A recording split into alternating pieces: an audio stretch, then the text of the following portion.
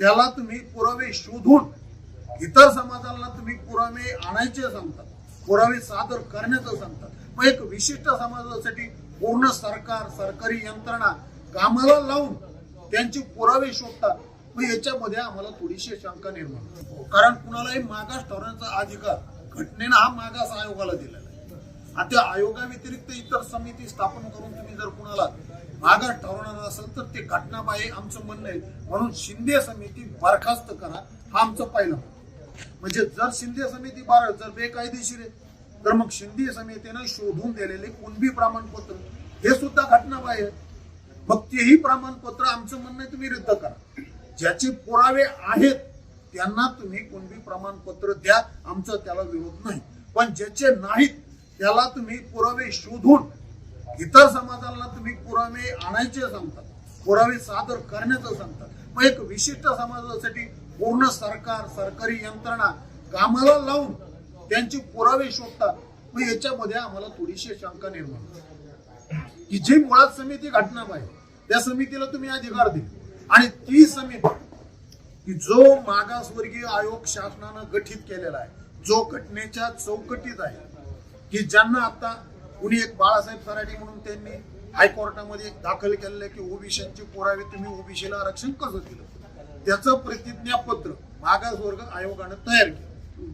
पण ते प्रमाणपत्र सादर न करू दिल्यामुळं आज जवळपास आयोगाचे 5 सदस्यांनी राजीनामा दिला. मग त्या सदस्यांनी राजीनामा का दिला?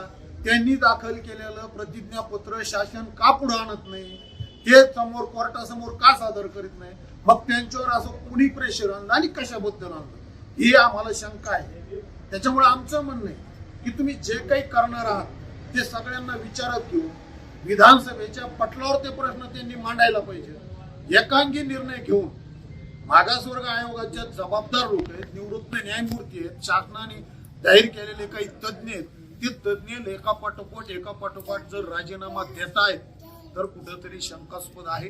मग कुणाला तरी तुम्ही मागास मुद्दा म्हणून ठरवता का काय असंही आम्हाला वाटतं. मुळात ह्याही गोष्टीची चौकशी झाली पाहिजे. म्हणून आम्ही उपोषणाचा घाट घातलेला आहे की उपोषण करतानाही लोकशाही मार्गाने आपलं म्हणणं शासनापर्यंत गेलं पाहिजे. जे राजीनामे दिले जात आहेत त्या राजीनाम्याच्या मागे शासन किंवा सरकार किंवा मंत्री हे त्यांच्यावरती दबाव आणतायत का? हो, निश्चितच. कारण आम्ही जे त्यांच्या मुलाखती बघितल्या त्यांनी असं सांगितलं की जे शासनाने गठीत केलेली शिंदे समिती त्यामध्ये असणारे जस्टिस भोसले असतील, जस्टिस शिंदे असतील, यांनी आयोगातल्या लोकांना आम्ही म्हणतो त्या पद्धतीने तुम्ही प्रतिज्ञापत्र तयार करा आणि ते दाखल करा. याला आयोगाच्या सदस्यांचं, माननीय सदस्यांचं असं म्हणणं आहे की आयोग हा जर स्वायत्त आहे तर मग याच्यामध्ये इतरांचा हस्तक्षेप का? ठीक आहे, ते त्यांच्या जागेवर बुद्धिवादी असतील, निश्चित तज्ञ असतील, पण आयोग म्हणून आम्हाला जी स्वायत्तता आहे त्या स्वायत्ततेच्या अधीन राहून आम्हाला काम करू दिलं पाहिजे असं त्यांचं म्हणणं आहे आणि ते त्यांना करू दिल्या जात नाही. म्हणून ते लोक राजीनामा देतात असं त्यांच्या आम्ही जे मुलाखती बघितल्या किंवा आमच्या जे माध्यमाच्या बाबतीतून वाचनात आलं त्याच्यावरून आम्हाला असं वाटतं की याच्यात अवाजवी हस्तक्षेप राजकीय नक्की वाढलेला आहे आणि तो त्याच्यामध्ये थांबला पाहिजे.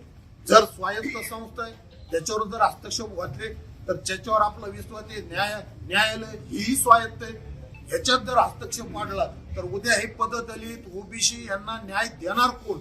जर न्याय देणारेच जर विकसित दबाव पद्धतीचा वापर करून मनमानी जर करणार असतील तर ही निश्चित आपल्या लोकशाहीला मारक ठरणार आहे.